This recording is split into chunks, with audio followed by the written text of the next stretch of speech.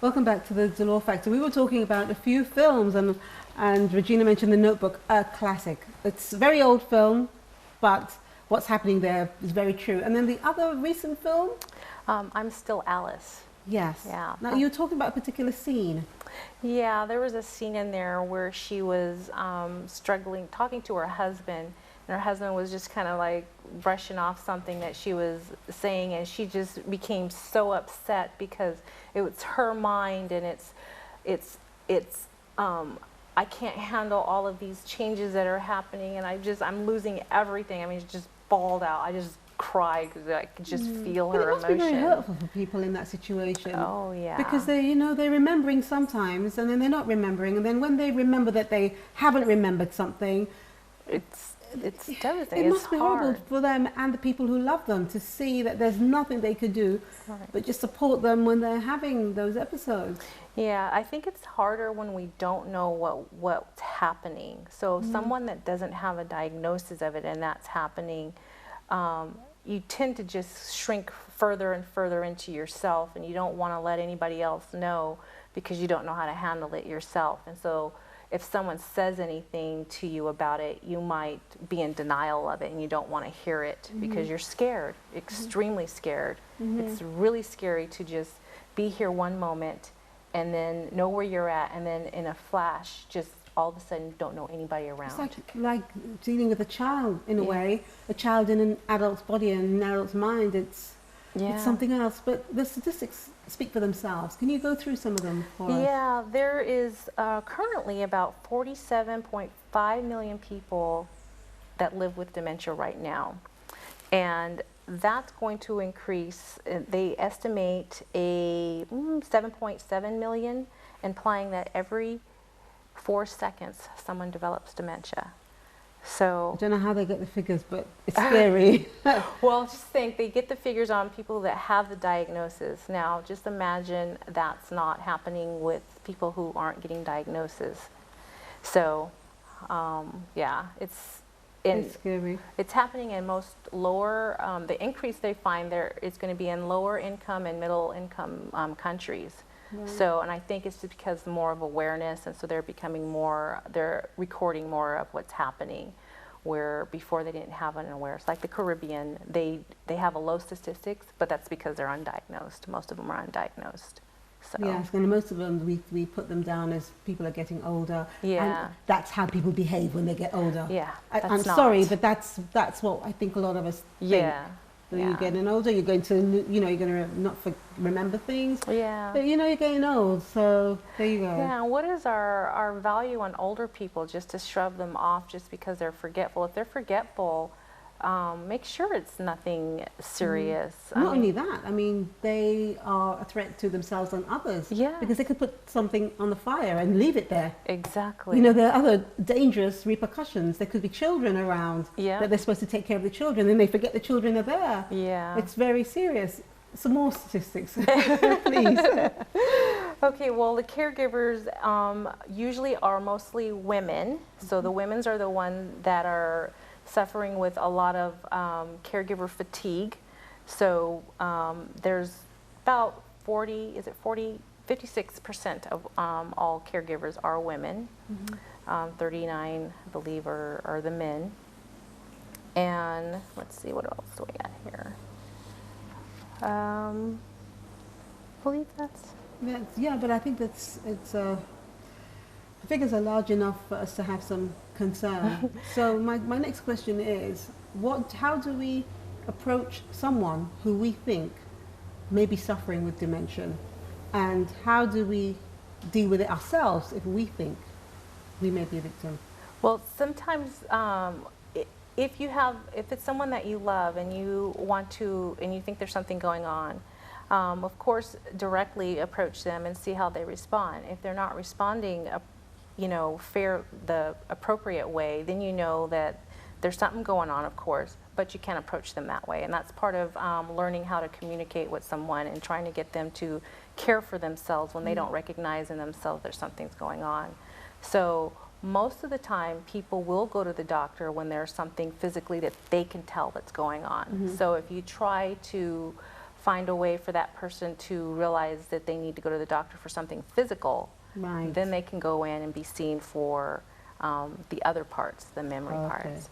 Now in yourself, you're going to need your friends and your family to help you, because if you're in denial about it yourself, it's going to be a huge challenge. And But what is the doctor going to do? If I go to a doctor and say, I think that I'm forgetting certain things, well, hopefully what the they do? doctor, there's many tests that they can take, and they can take blood tests to find out if there's any deficiencies. They can do many mental tests. If you go in saying that you have a memory, that you think you have a memory problem, they can do a many mental test to find out where your memory's at. If that doesn't show anything, then of course blood tests and all of those things can find out if there's anything physical. If you're still having memory problems and they haven't found anything wrong with your blood, then there's other tests. The thing is after the blood test and they find nothing, nobody pursues anything more, even though they're still having the symptoms. If you continue with the symptoms, you need to pursue more tests. And usually CAT scans, MRIs, those are things that I would have thought, just do that first. Because it's going in the head, the situation's in the head.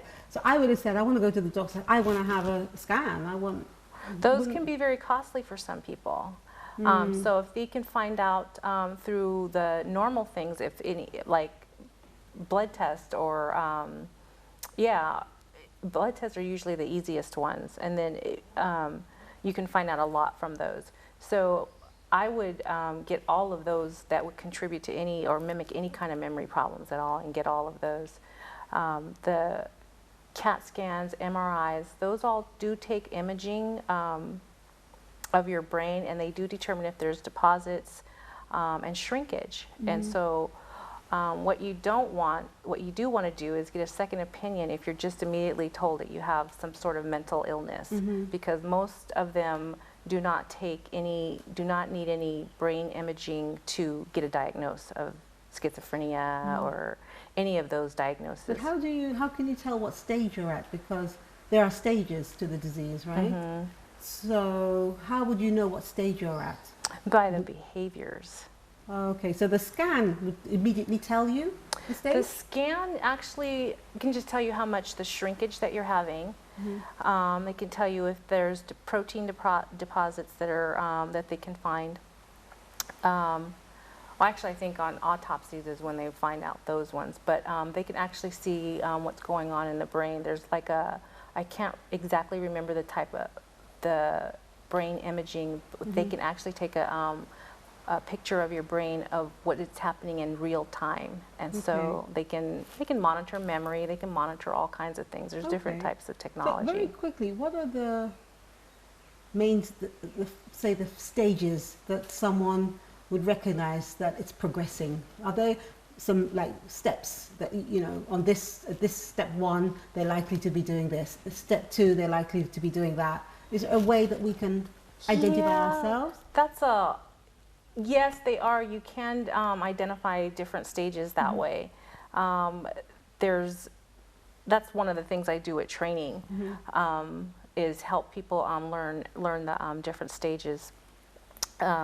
Usually the first stages is people just miss completely because they just shrugged it off as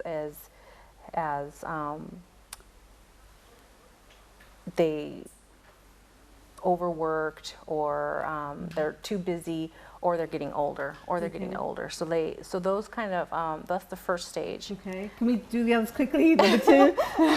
The second stage or the other stages is they can experience them differently because it depends on what type of dementia that they have. Right. So some of them might experience behavior problems, personality problems first. But yet that would be a second or third stage in dementia is when some of those things, because what happens is the brains attack the memory, or the proteins, the abnormal proteins for Alzheimer's specifically will attack the memory in the hippocampus area, and then it'll go straight over to the area that controls the words, the language, problem solving, and then it goes into